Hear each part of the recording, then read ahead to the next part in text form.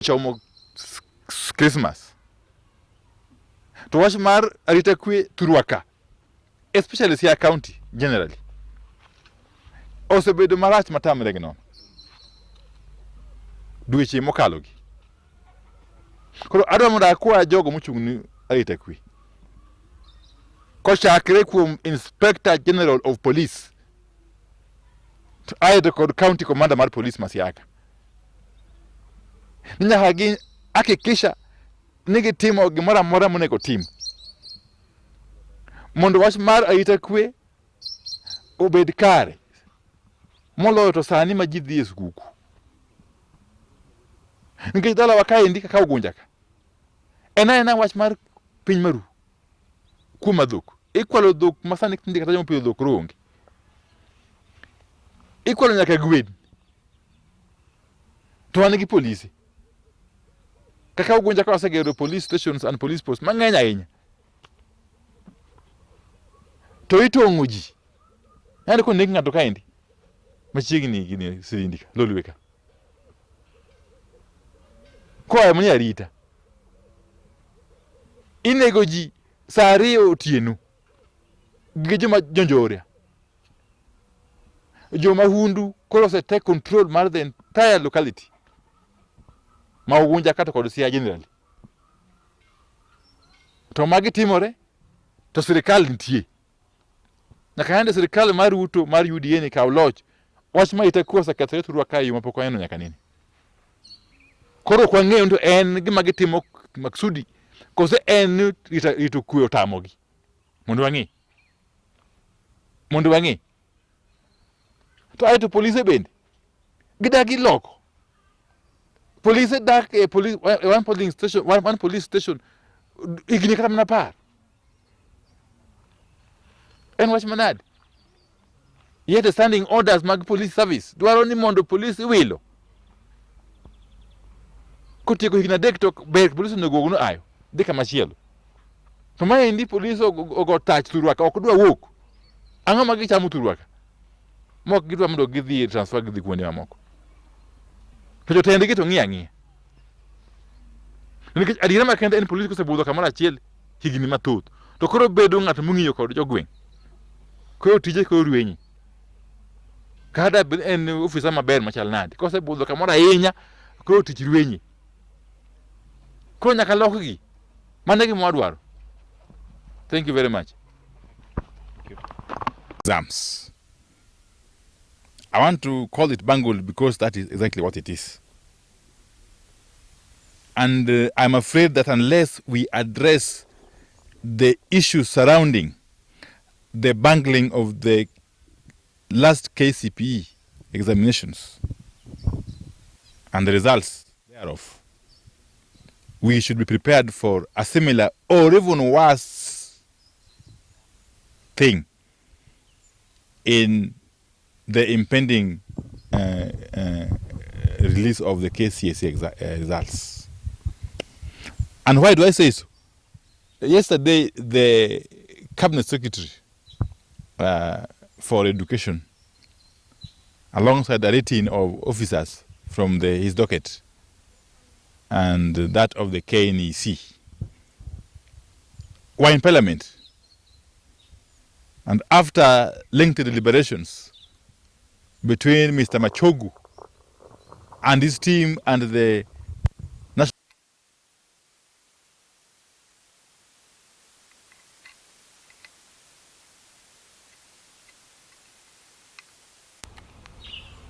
in other words, instead of providing answers to the many questions that were lingering, he left a lot more questions. And first and foremost, and this has to be addressed, this issue has to be tackled head on if we are as a country to be able to redeem ourselves in terms of management of examinations and the education sector generally. Mr. Mashogu claimed or denied the fact that the contract for printing the KCP exams was abruptly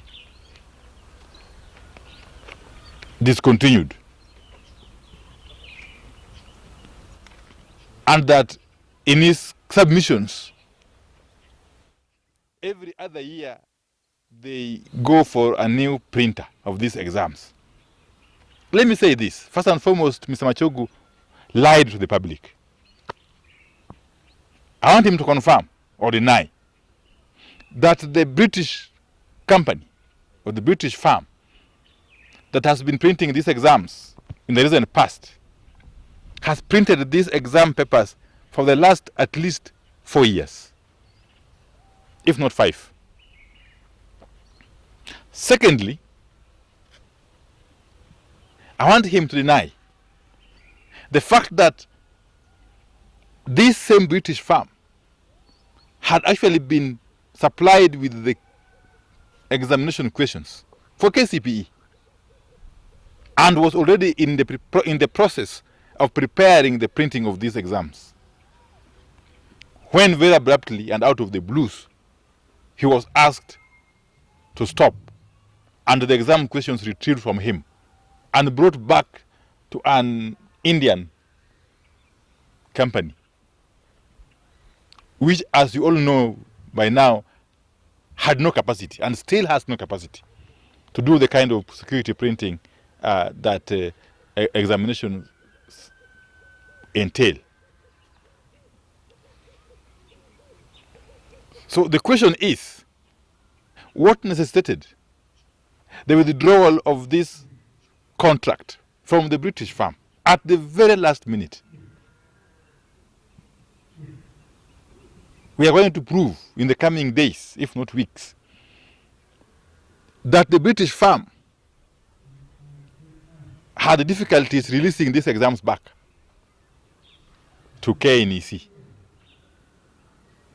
for obvious reasons, because of the security and confidentiality issues surrounding the printing of exam papers and other security documents. If he is saying that every other year they have had to do a new procurement for a printer, then why was this British firm already in possession of the 2023 KCPE exam questions? Let him deny, and we shall prove him otherwise. Okay? The fact of the matter is that this decision was an afterthought, was a last-minute decision, when it was realized that the British firm was not willing to part with 10% or so commission to the Kenya Kwanza or UDA brokers. That's why a decision was made hastily to withdraw the contract from that British firm and hand it over to a user-friendly farm in Kenya, and they found that in a Muhindi-owned farm along Mombasa Road. This same Muhindi actually had financed the UDA campaigns. I'm saying this, if they have got contrary information, they should come forth. So the Muhindi, who was user-friendly, then did the printing, but didn't actually print in Kenya. Because he had no capacity, he went to India to look for somebody who could do the printing in a hurry. And that's why the whole thing was bungled and the security of the exam papers are breached in a fundamental way. That is one. The second issue around these exams is that they are claiming, the cabinet secretary is claiming, that the issue was only with the transmission of the results. That the service provider who was brought on board to do the transmission of these exams by way of SMS had difficulties for whatever reason. First and foremost, can they come out clearly and tell Kenyans the identity of this service provider that was brought on board, that was hired to transmit the results, the exam results, to the pupils, the candidates and their parents? What is the name of this firm? Because we shall be disclosing it in the coming days, if they can't disclose it themselves. And how was this firm procured? How was it procured? What was its history? What capacity does it have to do the work it was entrusted to do, of transmitting the results on SMS platform at such an exorbitant cost of 25 shillings per SMS. Who was behind this firm, this service provider? I'm aware, indeed we are aware, that there was a tussle between the cabinet secretary and his PS on the choice of the firm to be enlisted to do this work of transmitting the results by way of SMS. There was a tussle between the CS and the PS. Each one of them had their preferred firms. Eventually, the CS was outmaneuvered. The CS lost out. So your guess is as good as mine. The CS lost out, and that was the cause, the beginning of the problem that we have seen in these examinations.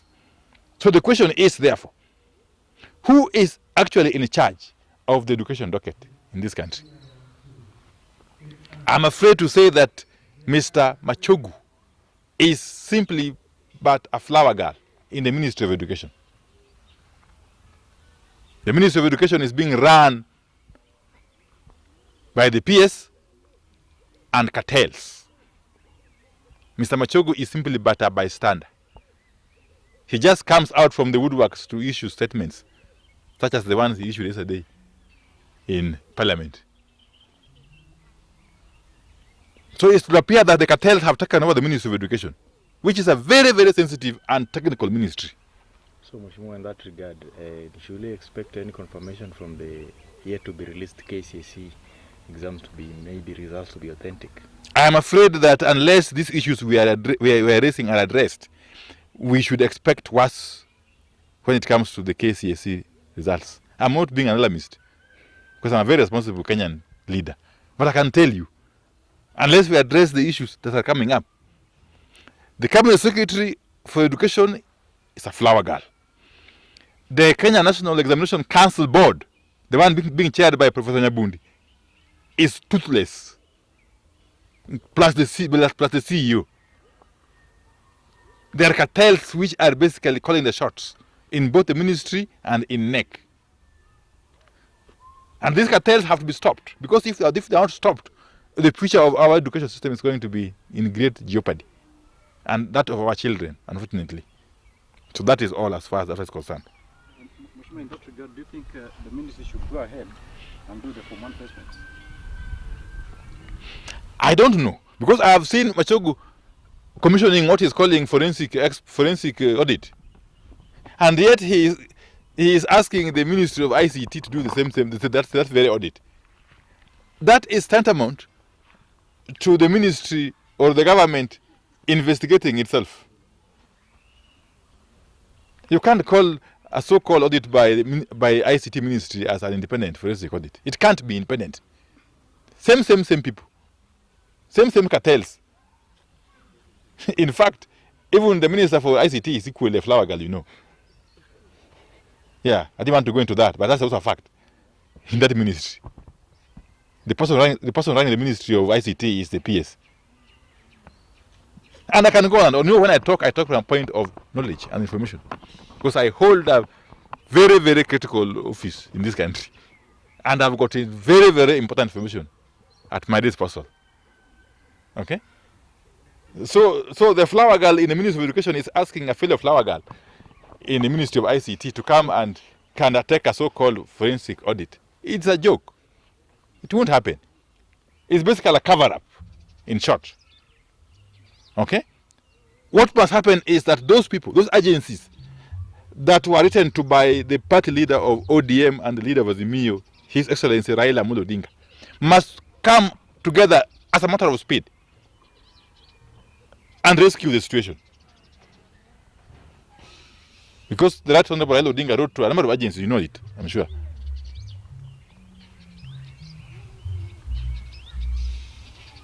On the issue of the insecurity.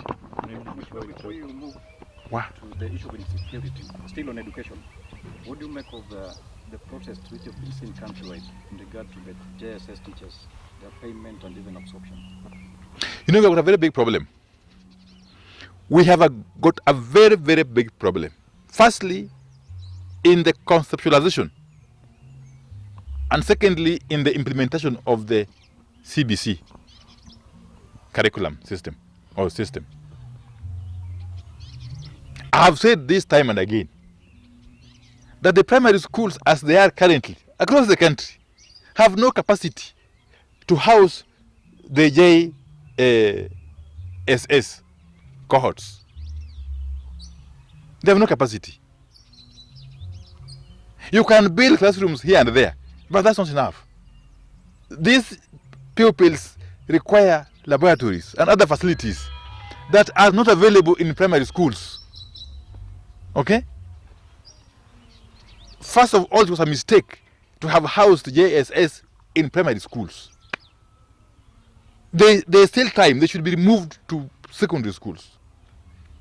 Secondly, there are no teachers in primary schools with the capacity to teach these JSS cohorts.